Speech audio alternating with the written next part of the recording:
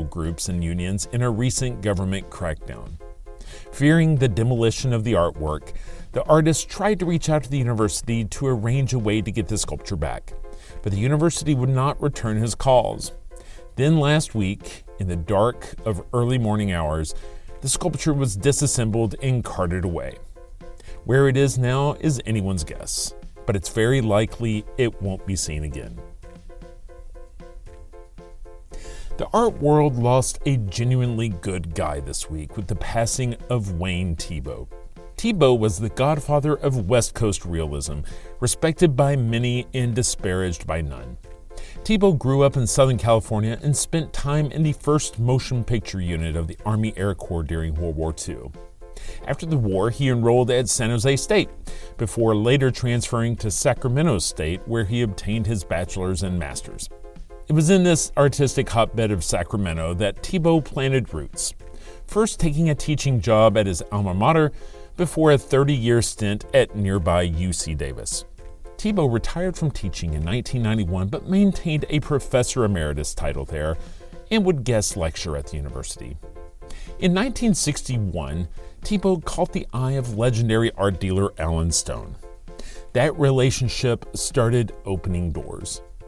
Thiebaud had been creating a series of paintings of food that were both appealing and contemporary.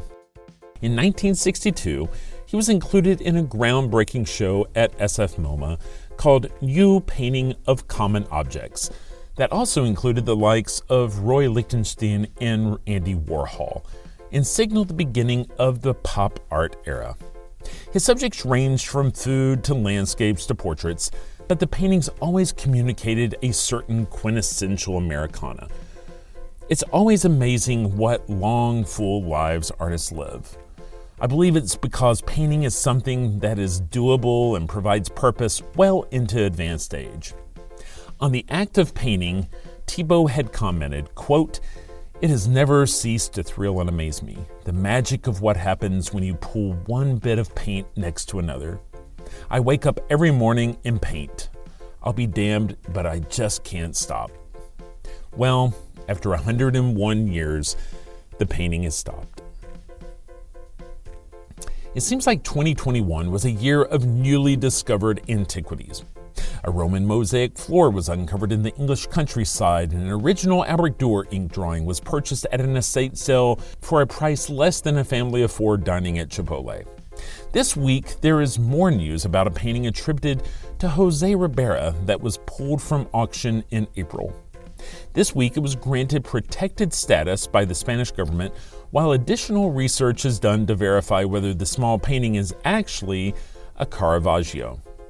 The status also allows time for the Spanish government to decide whether they want to purchase the artwork in order to keep it in Spain. The painting was originally scheduled to be auctioned in April of this year with a pre-auction estimate of €1,500, but was pulled from auction by the family who was selling it when they started receiving private party offers in the 500,000 to €3 million range. That caused the family to pull the item from auction while they figured out exactly what they had. It seems that photos of the item had started floating around to experts who had immediately attributed the work to Caravaggio.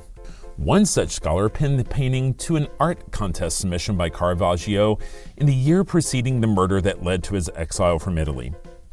It's thought that in that time after the murder, the painting may have been reattributed in order to avoid the embarrassment of owning a painting produced by a murderer. Another theory about the lost attribution and move to Spain connects the organizer of that art contest, whose cousin became the papal ambassador to Madrid in 1623. Either way, the painting eventually wound up in the collection of Antonio Perez de Castro, founder of Madrid's IADE Design School, and the artist Mercedes Mendez Attard. It was upon their passing that their children were presented with the shock that the small painting that they had lived with their entire childhood may be a lost treasure. Practically all Caravaggios are owned by institutions, so the prospect of one coming to auction is sure to create some auction theatrics.